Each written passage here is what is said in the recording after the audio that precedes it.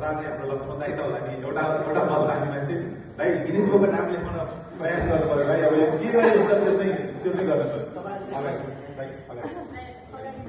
यतै थियो है कता यतै थियो भाइ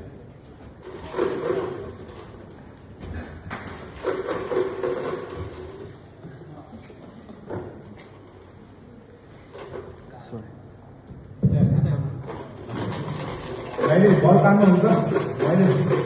एउटा बल हाततिर नि लेख्ने एउटा भाइले के भन्छ ल अब मलाई पर्दैन